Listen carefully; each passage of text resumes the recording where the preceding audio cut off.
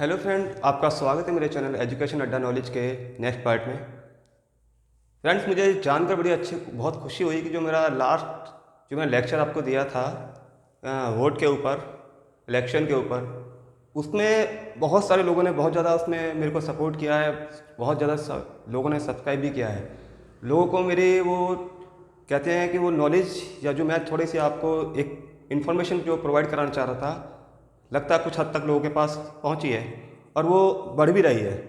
ठीक है, मैं चाहता हूँ, आई होप कि आप इसको थोड़ा सा और समझिएगा। मगर मैं क्या यहाँ पे आज एक नया टॉपिक लेकर आया हूँ, कॉम्पिटिशन से रिलेटेड टॉपिक है, जिसे कहते हैं जॉब्स, गवर्नमेंट जॉब प्रिपरेशन आप करते हो। ठीक है, तो उसमें कुछ स्टेप्स होते हैं। हम क्या करते हैं कि भाई तैयारी करनी शुरू कर दी, चले गए कोचिंग सेंटर को फीस दे दी या पढ़ना शुरू कर दिया, ऐसे ही कोई ओवरऑल हमारा कोई व्यूज़ नहीं होता। लगे रहते 3-4 साल ख़राब कर देते हैं। फिर पता चलता है 3-4 साल में पता चलता है कि यार हमको इस तरीके से नहीं, इस तरीके से करना था। क्योंकि जो कहते हैं ना, एक्सपीरियंस ही सिखाता है। जब तक ठोकरें नहीं लगती जब तक पता नहीं चलता कि, और जब पता चलता है तो समय निकल चुका होता है। तो थोड़ा सा आप उस चीज़ को, मैं चाहता हूँ कि आपका जो 4 to 5 ईयर की जो कंपटीशन की जो जॉब अचीव करने की जर्नी होती है, उसको मैं चाहता हूँ कि कुछ हद तक शॉर्ट कर सकूँ। 2-4-5 साल जो आपको लगते हैं, उसमें 1 से 2 साल के बीच के अंदर मैं उस चीज़ को चाहता हूँ कि आप उसको अचीव करें। हालांकि नॉर्मली ये सारी चीज़ें लोगों को पता होती हैं कि बट वो सब फॉलो नहीं करते हैं।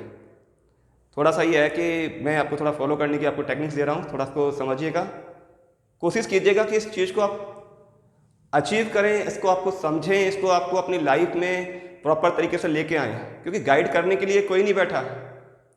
कोचिंग सेंटर वाले होते हैं, 30-30, 40-50 हज़ार रुपये आपसे ले लेते हैं, पूरे साल आपको लगाते रहते हैं। मगर आप क्या होता है कि आज पढ़ते पढ़ते बोर हो जाते हो, या कुछ चीज़ें होती है छूट जाती हैं, कुछ चीज़ें होती है समझ में नहीं आती, किससे पूछें, इससे पूछें या इससे पूछें, कोई नहीं बताता। मगर क्या होता है कि हर क्लास के अंदर होता क्या है, एक कोचिंग में जाते हैं, 1000 बच्चे कंपटीशन तैयारी करते हैं, कितने बच्चे निकलते हैं वहाँ पे? सिलेक्शन कितने का होता है? 4-5 या 10 बच्चों का होता है। ऐसी कॉलेजों की बात होती है, 4000 बच्चे, 5000 बच्चे। इस पे मैं टॉपिक पे बताऊंगा आगे, एक वीडियो और बनानी है मेरे को आगे। जो कॉलेजों में जो चल रहा है कि बहुत अरमान लेके बच्चे कॉलेजों में जाते हैं, बड़े बड़े कॉलेज में जाते हैं, कि सच्चाई कुछ और होती है। आपको थोड़ा समझाऊंगा मैं उस चीज़ को भी। कुछ बच्चे ऐसे भी जो बड़े बड़े कॉलेजों में स्टडी करके आ चुके हैं, वो कंपटीशन तैयारी में लग रहे हैं, है ना। उनको मेरी बात को ये थोड़ा पॉइंट समझ में भी आया होगा। बट मैं छोटा सा एक यहाँ पे एक छोटा टॉपिक लेकर आया हूँ।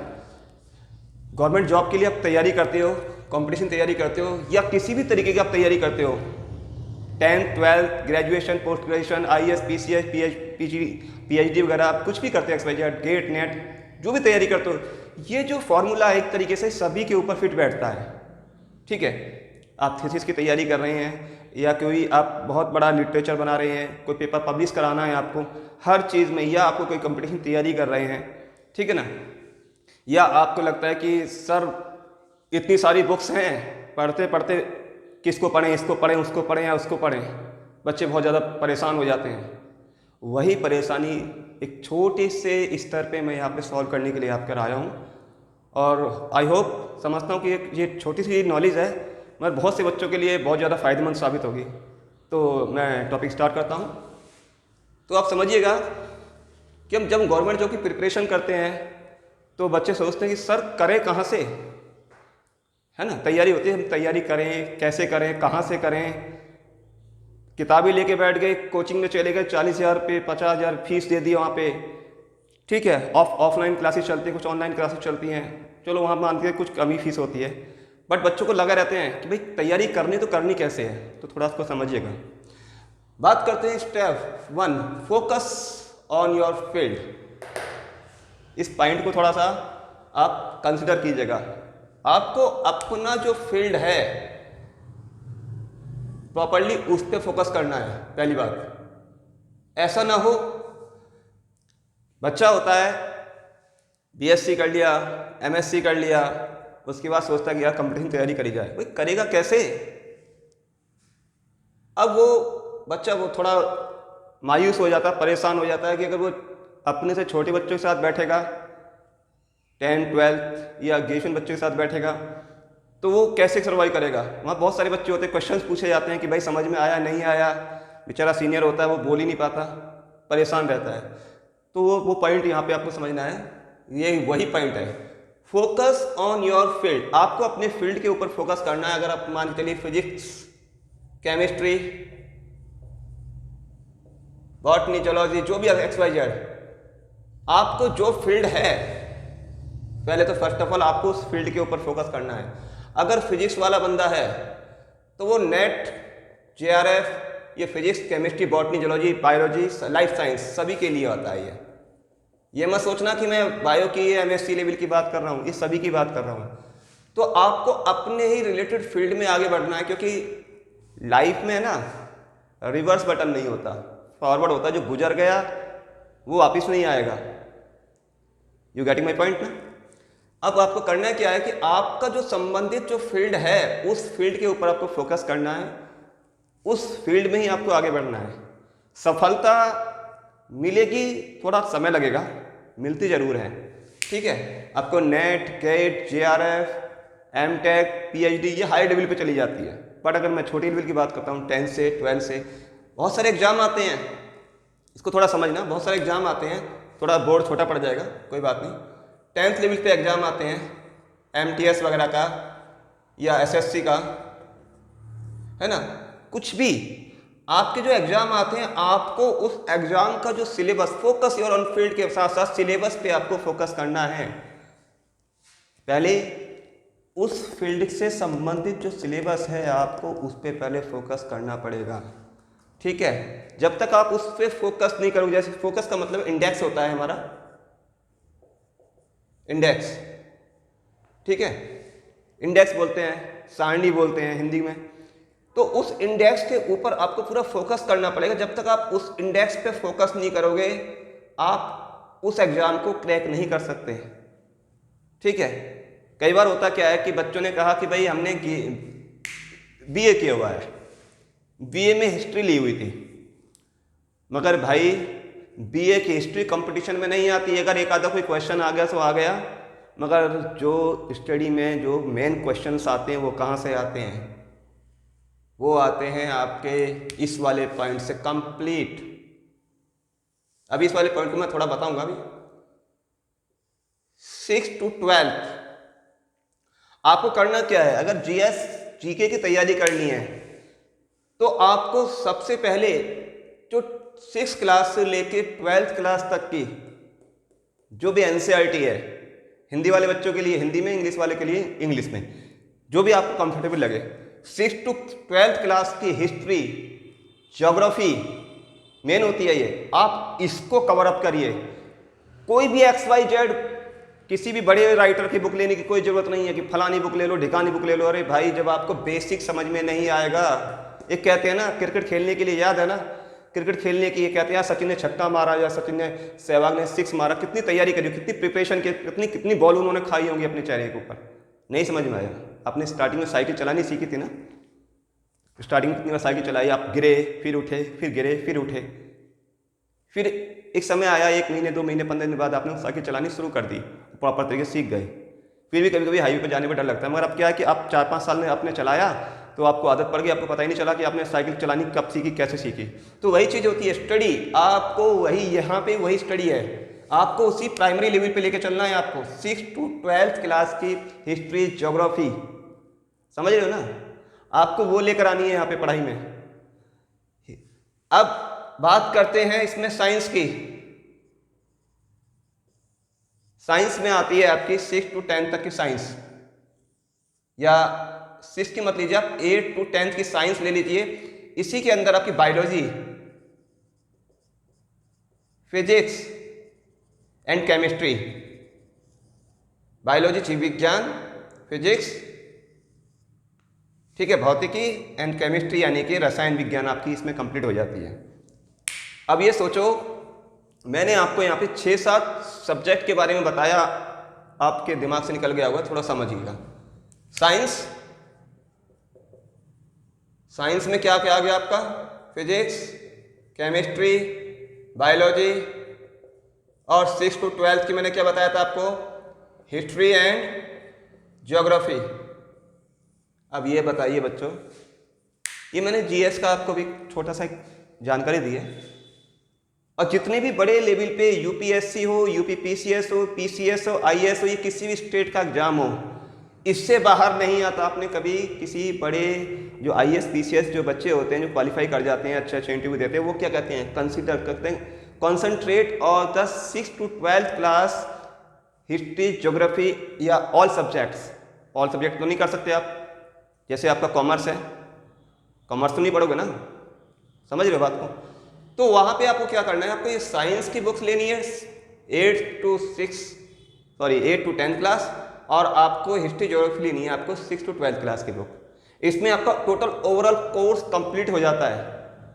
ठीक है, आपको ये मोटी मोटी किताबें लेने की जरूरत नहीं, क्योंकि उसमें बहुत ज़्यादा मिसप्रिंटिंग होती है। एनसीईआरटी जो बुक होती है वो ऑथराइज बुक होती है।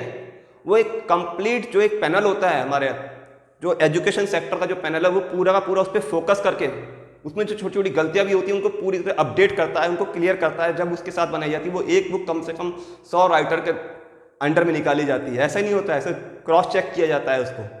ठीक है, यानी कि एक किसी पब्लिशर की कोई बुक आई और एक राइटर ने छाप दिया, कभी कभी क्या मिसप्रिंट हो गया, प्रेस से हो गया, टाइपिस्ट से हो गया, कंप्यूटर से हो गया, किससे भी हो गया, मगर यहाँ नहीं होगा आपको।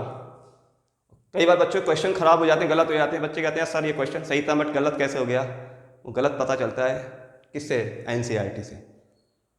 ठीक है, मैंने कहा स्टडी योर बुक प्रॉपरली, एक सेकंड पॉइंट लिया था आपके लिए। वो क्यों लिया था, आप किसी भी सब्जेक्ट को उठाइए, फिजिक्स मैथमेटिक्स हो, जीएस हो, या आपकी रीजनिंग हो, मैथ हो, साइंस, कुछ भी हो, अदरवाइज आप किसी भी राइटर की एक बुक, हद से 2 बुक, किसी की भी, ज़्यादा नहीं है। बुकों का ढेर लगाने से कुछ नहीं होता। एक साल में आप कोई भी बच्चा एक बुक को कंप्लीट नहीं कर पाता। कंप्लीट करने का मतलब ये नहीं सर हमने पन्ने पलट दिए कंप्लीट हो गई, नहीं। आपको प्रॉपरली आपको वो बुक पढ़नी पड़ेगी। इसका एक बेस्ट एग्जांपल देता हूँ कि आज एक काम करना, आप किसी भी सब्जेक्ट का कोई एक चैप्टर लेना या एक पेज पूरा लेना, उसको एक बार पढ़ना, पढ़ने के बाद 1 घंटा या 2 घंटे बाद उसको फिर पढ़ना, फिर 1-2 घंटे बाद फिर पढ़ना उसको। आपको जितनी बार भी उस पेज को पढ़ोगे, उस पेज के अंदर कहीं ना कहीं कुछ आपको नया मिलेगा। मेरे बात को थोड़ा नोट करना, क्योंकि हम पूरा थोरोली पढ़ते हैं, बट क्या होता है कि उसमें कहीं ना कहीं हर लाइन में कुछ ना कुछ ऐसा वर्ड, ऐसा कोई सेंटेंस होगा जो हम उसको कहीं स्टडी में जाते हैं तो वो एक ब्रीफ में जाता है, तो वो एक नया टॉपिक में मिलता है। ठीक है ना। पहले तो अपनी एक complete your study from class to 6, मैंने आपको बताया, but study your book properly. आपको अपनी बुक को प्रॉपरली क्लियर करना है। ठीक है, नेक्स्ट स्टेप आता है step 4, first preparation on your self study. पहली बात, जब आप किसी भी कंपटीशन तैयारी कर रहे हो, पहले तो खुद अपने आप को सेल्फ स्टडी में लेकर आओ। ये नहीं है कोई कोचिंग में चले गए, आपको 2 घंटे 4 घंटे किसी ने पढ़ाया, आपने पढ़ा, घर पे आके किताबें फेंक दी, अपना इधर लेट गए उधर लेट गए, आराम करा, नहीं, गलत बात। आपको सबसे पहले सेल्फ स्टडी करनी है, खुद पढ़ना है। जो आपने 10th में, 11th में, 12th में जो पढ़ा है उसको रिएवलेट कीजिए, उसको समझिए आपने क्या पढ़ा है क्या नहीं पढ़ा। जब आप पूरे साल पढ़ने के बाद जब बोर्ड एग्जाम देने बैठते हो तो लगता है कि हमने सब कुछ भूल गए, हम फिर बैठ के पढ़ते हैं। ठीक है ना, 1 हफ्ते पहले एग्जाम से 1 महीने पहले लगते हैं, पढ़ते हैं, फिर भूल जाते हैं, फिर पढ़ते हैं, फिर भूल जाते हैं। जो आप पिछले 1 साल से कंटिन्यूअसली क्लास के अंदर पढ़ रहे थे वो आप भूल जाते हो। तो सोचो ना, कंपटीशन की तैयारी तो थोड़ी सी एक लेवल ऊपर चला जाता है ना आपका। तो इसका मतलब क्या, फर्स्ट प्रिपरेशन और या सेल्फ स्टडी। आपको जितना हो सके अपनी सेल्फ स्टडी पर फोकस करना चाहिए। ठीक है, नेक्स्ट आता है starting your goal from 10th class. आपको, क्योंकि आज के टाइम में क्या है कि जनरेशन बहुत ज़्यादा हाई हो रही है, बहुत अच्छी अच्छी परसेंटेज बच्चे लेके आ रहे हैं, बहुत क्रीम निकल के आ रही है, बच्चे एकदम fresh minded, intelligent, over intelligent बच्चे पैदा हो रहे हैं। आपको उनसे कंपटीशन में फाइट करनी है, कैसे करोगे भाई। जानते हो, मान के चलिए कि मैं ऑन एन एवरेज स्टूडेंट हूँ, मेरे पास 50 से 60% की पावर है मार्क्स गेन करने की, और एक बच्चे की 99% पावर है गेन करने की, क्योंकि उसके बोर्ड एग्जाम में 99% आए हैं। आपको पता है 99 और 60% के बीच में कितने का फ़र्क हो गया? 40% या 49 या 39% का जो फ़र्क है आपको, 39% या 40% का, वो गैप आपको कैसे फिल करना है? वो आपको फिल करना है, आपको क्लास 10 से स्टार्ट हो जाना है। भूल जाओ मुझे गेम खेलने जाना है, भूल जाओ मुझे फ्रेंड के साथ टाइम ओवर करना है, क्योंकि फ्रेंड्स भी वही रहेंगे, गेम भी वही रहेंगे, मगर ये समय निकल गया, कुछ नहीं है। ये उन बच्चों के लिए खासकर जिनके पास रिसोर्सेज बहुत कम होते हैं, पैसा बहुत कम होता है, पेरेंट्स के पास पैसा लगाने के लिए बहुत कम रिसोर्सेज होते हैं, पता नहीं बेचारे कैसे कैसे कमाते होंगे, कड़ी धूप में कड़ी ठंड में लगे रहते हैं, कभी कभी बेचारे 10 से 12 घंटे 20-20 घंटे वर्क भी करते हैं, पर बच्चे अचीव नहीं कर पाते। क्यों नहीं कर पाते? क्योंकि वो फोकस ही नहीं कर पाते यार।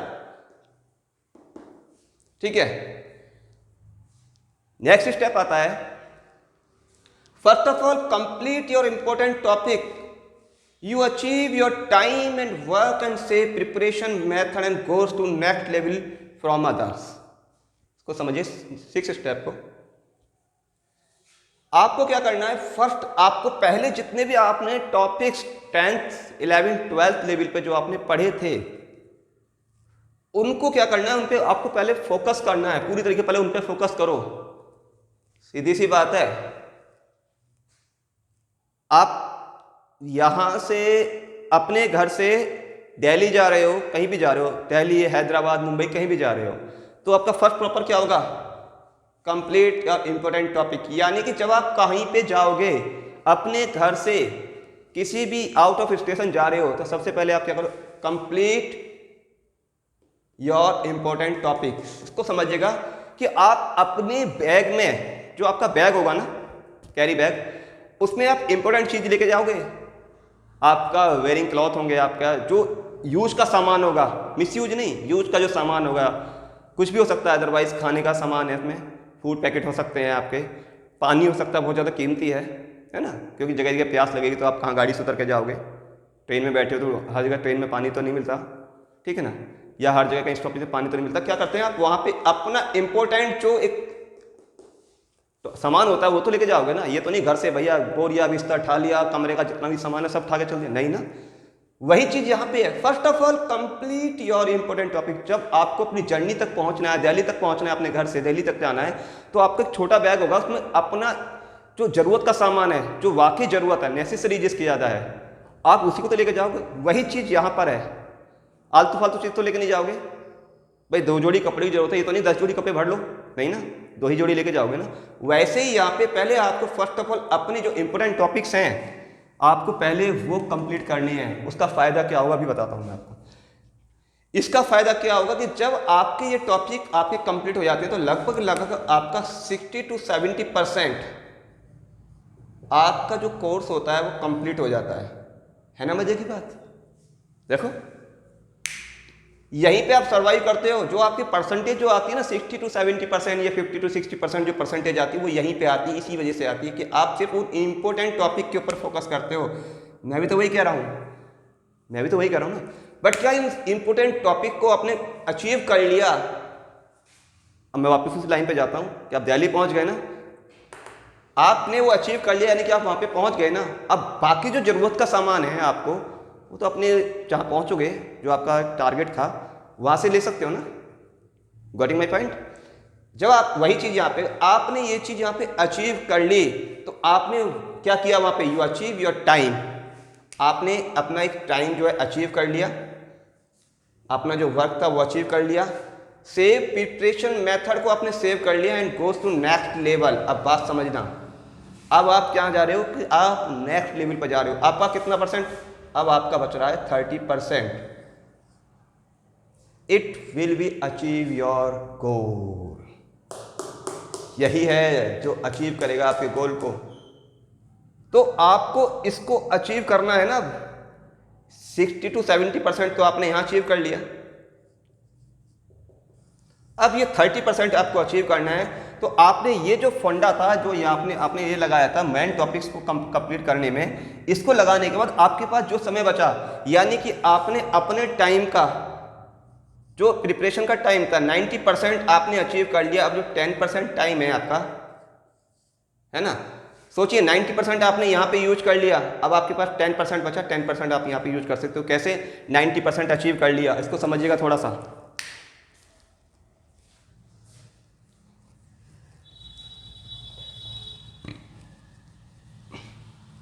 इसको समझना कैसे, ये क्यूब है, ये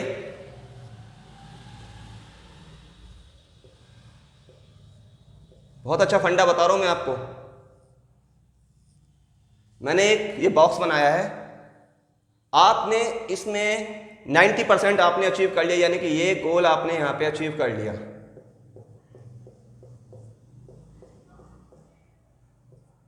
ठीक है, अब आपका कितना बचा इसमें, सोचो, देखो ना, आपने लगभग इतना एरिया कवर कर लिया, आपने ये एरिया आपका बच रहा है। ठीक है, अब आपको इस एरिया को अचीव करने में जो आपका बाकी समय बचा है ना, आप उसको यहां पे यूज करेंगे ना। देखो, यही होगा आपको आपकी सक्सेस को रीड कराने के लिए, सक्सेस आपको दिलाने के लिए। ठीक है, यही पॉइंट है आपको समझना। जैसे कहते हैं ना कि किसी भी बुक को जब तक पूरी तरीके से प्रॉपरली कंप्लीट ना कर लें, इसे 5-6 बार आप रिवाइज ना कर लें, जब तक उसको पूरा प्रॉपर तरीके से आप घोट के ना पी जाएं, जब तक आप नेक्स्ट बुक को हाथ ना लगाएं, क्योंकि आप फिर उन्हीं सब्जेक्ट में, उन्हीं पॉइंट में उलझ के रह जाओगे। मैंने क्या कहा, आपको यहाँ पे अचीव करना है, कुछ टॉपिक्स होते हैं उनको अचीव करना है। 60 to 70% आपका यहाँ पे अचीव हो जाता है, बाकी जो 30% बचता है वो यहाँ से अचीव होगा आपको। कैसे भाई, पहले आप 8 घंटे पढ़ रहे थे ना, 8 से 10 घंटे पढ़ रहे थे, आपसे 10 घंटे पढ़ने में आपने अपना 70% आपने मटेरियल आपने अचीव कर लिया। अब आपके पास क्या हुआ, ये 8 to 10 घंटे जो थे आपके ये बच गए। ठीक है, अब ये 30% जो बचा हुआ है, आप 8 to 10 आवर्स में से कितना, 2 से 4 घंटे यहाँ दे दीजिए ना, कोई दिक्कत नहीं है यार, आपके 4 घंटे फिर बच जाएंगे। और अगर ये 4 घंटे जो बचे हैं बाद में, आप इन 4 घंटों को, ये जो पूरा पहले जो आपने सिलेबस जो कंप्लीट किया हुआ था, इसको रिवीजन में लगाइए, और ये जो 2 to 4 आवर है इसको कंटिन्यू करते रहिए। टाइमिंग वही रही, आपका यहाँ पे फोकस बढ़ गया, ये भी कंप्लीट हो जाएगा आपका, ये भी कंप्लीट हो जाएगा, और एक टाइम ऐसा आएगा आपका 100% आप अचीव कर लोगे। ठीक है, कोई कहता कि सर ऐसा नहीं होगा, हम नहीं कर सकते, मैंने एक लास्ट लाइन लिखी स्टेप से अभी, don't forget your ability and efficiency. आप अपनी एबिलिटी और अपनी जो क्षमता है, एफिशिएंसी को कभी कम मत आंकिएगा। एग्जाम्पल देता हूं, कहते हैं कि जब वो सीता जी वहां पे थी, लंका में थी, और इधर राम जी को पता नहीं, लक्ष्मण जी को पता नहीं कि सीता कहाँ है, भैया ढूंढ के कौन लाए, बजरंगबली में। थोड़ा पुराणों पे जाना पड़ रहा है मेरे को आपको ये समझाने के लिए। जामवंत जी ने दूर से खड़े होकर देख लिया कि भैया सीता जी वहाँ वट वृक्ष के नीचे बैठी हुई हैं। ठीक है, वो दूरदृष्टि हो गई उनकी, मगर वहां तक पहुंचने का साहस किसी में नहीं था। वो साहस के अंदर था हनुमान जी के अंदर, उनके अंदर भी साहस नहीं था, क्योंकि वो श्राप दिया हुआ था तो वो भूल चुके थे। मगर यहाँ पे क्या है, आपको लगता है मुझे श्राप दिया गया है क्या, मतलब आपको श्राप दिया गया है, नहीं ना। आप अपनी वो एबिलिटी को पहचानिए। एक मनुष्य वहां तक पहुंच सकता है। बाबा साहब भीमराव अम्बेडकर कहाँ से निकले थे, कहाँ तक पहुंचे, देश के कानून मंत्री बने, देश का संविधान लिखा उन्होंने। ठीक है, उन्हें तो क्लास में पढ़ने के लिए भी नहीं दिया जाता था, वो कमरे से बाहर पढ़ते थे। ठीक है, 13 भाषाओं का ज्ञान था उन्हें। एबिलिटी पैदा की जाती है, होती नहीं है किसी के अंदर, पैदा की जाती है। वही चीज, आपको अपनी एबिलिटी के ऊपर विश्वास होना चाहिए, आप उसको अचीव कर सकते हैं। फिर लास्ट में आता है prepare short notes that is helpful in future revision. इसको थोड़ा समझिएगा। हम किताबों का जखीरा लेके बैठ जाते हैं। मैंने ये बताया 6 to 10, 6 to 12 इतनी सारी किताबें हो जाएंगी आपको। भाई सर 6 महीने बाद कैसे रिवाइज करूंगा? जब भी आप तैयारी करें छोटी छोटी नोट्स बनाते चलें। एक समय ऐसा आएगा आपका एक सब्जेक्ट जो इतनी बड़ी बड़ी मोटी मोटी बुकों में था, इतनी सारी बुक्स में था ना, जीएस का हो, मैथमेटिक्स का हो, किसी भी चीज़ का हो, वो इतनी सारी बुक्स में था ना, वो एक दिन ऐसा आएगा कि मुश्किल से 50 से 100 पेज की कॉपी में आ जाएगा आपका। वाकई विश्वास करिएगा, 50 से 100 पेज की कॉपी में वो आपका पूरा सिलेबस आ जाएगा उसके अंदर, एक सिलेबस। ठीक है, यानी prepare short notes that is helpful in your future, in your future revision. जब आप रिवाइज करोगे ना, तो आप ये समझ लीजिएगा जो पूरे साल आपने पढ़ा है ना, वो 2 घंटे में पूरे सब्जेक्ट खत्म कर दोगे, 1 घंटे में खत्म कर दोगे, आधा घंटे में खत्म कर दोगे, मगर प्रॉपर कंटिन्यूस करके। ठीक है, ये जो जानकारी है बच्चों को लगता है सर ये तो हल्की है या समझ में नहीं है। भाई कोई नहीं देता ये जानकारी। इसी मेथड पे मैंने स्टडी की थी। ठीक है, हालांकि मैं आज एमएससी एमटेक हूँ, एमटेक इन बायोटेक्नोलॉजी से हूँ। मैं थोड़ा आपको MSc in microbiology and MTech in biotech से। ठीक है, मैं आपको यहाँ से ये बताना चाह रहा हूँ कि आप इस छोटी छोटी चीज़ों को आप अगर इन्हें अचीव करेंगे तो बहुत ज़्यादा अपनी लाइफ में आप उसको एनहेंस कर सकते हैं, उसको बढ़ा सकते हैं।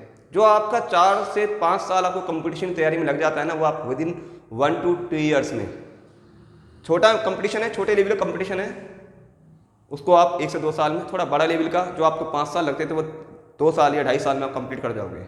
ठीक है, क्योंकि ये जो प्रोसेस है ना आपको कहाँ पे फ़ायदा करेगा, जब आप इंटरव्यू लेवल पे जाएंगे। इंटरव्यू होते हैं, कई बार सुना होगा कि कोई गॉड लक होता है, गिफ्टेड होता है कि 1 या 2 बार में कंपटीशन हो गया, क्लियर हो गया, मेंस में पहुंच गया, फिर इंटरव्यू क्लियर गया, जॉब लग गई उसकी। ठीक है, बट वो जो इसकी नहीं लगती। पहले तो छोटे छोटे स्टेप, छोटी छोटी आपको जो ग्रेड होता है A B C D, पहले आपको C लेवल से, D लेवल से या E लेवल से, जो भी आपको ग्रेड से पहले जो फर्स्ट ऑफ ऑल जॉब मिलती है वो करिए। आपको जॉब मिलती है, सर 10th लेवल की जॉब मिल गई, क्या करूँ अब, मैं इस जॉब को छोड़ दूँ क्या? बहुत से बच्चे आते हैं, अरे बेटा अगली बार मैं कर लूँगा। भाई पहली बात सुनिएगा, बहुत काम की बात है।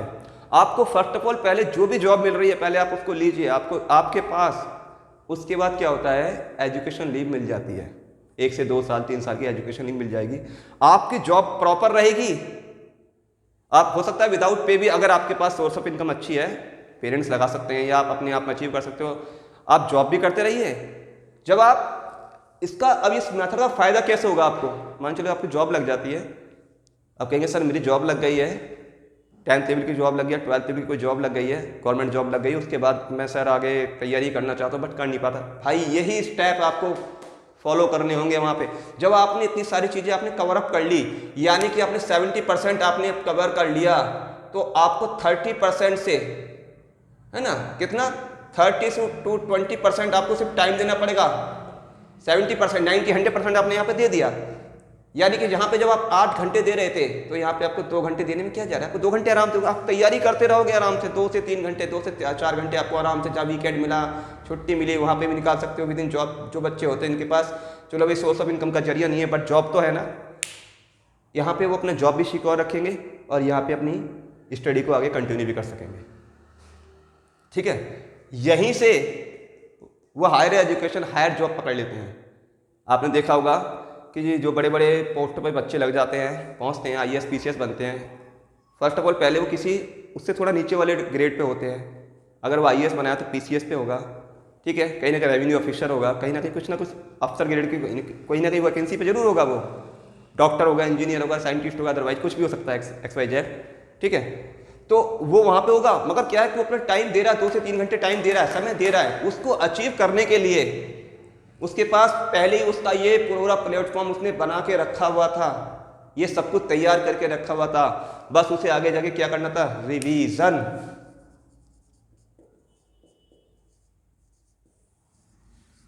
पे रिवीजन करना था, और यही रिवीजन उसको क्या करता है, उसको आगे बड़े लेवल की जॉब को अचीव करा देता है।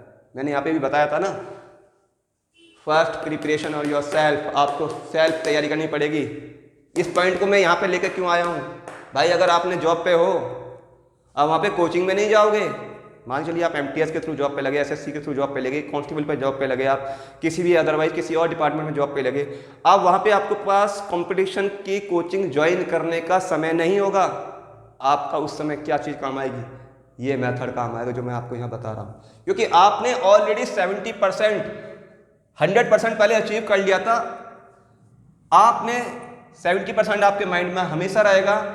आप जॉब की वजह से अपना समय नहीं निकाल पाते, बट क्या कि 30% आप अपना समय निकाल पाओगे, 30% में ही रिवीजन करोगे और यहाँ पे अपने आप को अचीव कर लोगे। ठीक है बच्चों, ये छोटी छोटी चीज़ें कोई बताता नहीं है, बस लग जाते हैं, आंख मीच के लगे हुए हैं कंपटीशन में, 10-10, 12-12 घंटे की तैयारी करने लग रहे हैं। सर कहते हैं बच्चे सर सिलेक्शन नहीं हुआ। क्यों नहीं हुआ? क्योंकि वो एक स्टेप टू मेथड्स होते हैं। ठीक है, आप उस मेथड को प्रॉपर्ली फॉलो नहीं करोगे तो कैसे होगा? इसको थोड़ा सा समझिएगा। आपने सोचा एक बार में ही हमने खेत में जाके गेहूं के बीज डाल दिए बीज डालने के बाद हम सोच रहे हैं कि उसमें 1 महीने के अंदर फसल पैदा हो जाएगी। वो तो नहीं हो सकती ना, पूरा समय तो लगेगा, 3 से 6 महीने जो भी है। अब उस समय को आपको पहले लेना तो पड़ेगा ना भाई। उस समय को, जो गेहूं की फसल को तैयार होने में जो समय लग रहा है, वो समय आपको देना पड़ेगा। और वो समय देने के लिए आपको क्या करना है? यहाँ पे मैंने आपको बताया था, starting from your 10th class. अगर आपके पास, चलो कोई बात नहीं, बहुत से बच्चे ऐसे हैं उनके पास समय निकल चुका है, वो 10th वाला, 12th वाला, एग्जीक्यूटिव लेवल वाला, कोई बात नहीं, आप मैच्योर तो हो गए ना। आप मैच्योर हो गए तो आप इस चीज़ को थोड़ा फॉलो करिए। जब हमने इतनी सारी चीज़ें पढ़ी होती है तो हमारे माइंड में एक हिडन मेमोरी होती है। याद है 20 साल पहले आपको कोई फ्रेंड मिला था, या 10 साल पहले या 5 साल पहले आपको फ्रेंड मिला था, आज वो फिर मिला, कहते हैं यार हम आपसे कहीं मिले थे, 5 साल पहले मिले थे, चलो नाम याद है नहीं है, फिर थोड़ी बार स्ट्राइक करता, नाम, अरे हाँ नाम याद आ गया यार, अमित ना।